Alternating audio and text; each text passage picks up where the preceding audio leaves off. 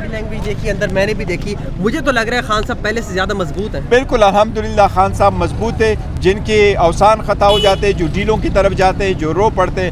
خان اس میں سے کبھی نہیں ہے ایسے جیسا کبھی دنیا میں نہیں دیکھا کہ اتنے اسٹرانگ آدمی ہو. ان کا ہر وقت جو ایک منٹ ہے وہ عوام کے لیے, وہ ہم سے پوچھتے بھی عوام کے بارے میں آج بھی ہیں, تو مجھ سے زیادہ تر ڈسکشن انہوں نے الیکشن کے سلسلے میں کی ہے, دن کے اپنے کیسز کے سلسلے میں کی ہے.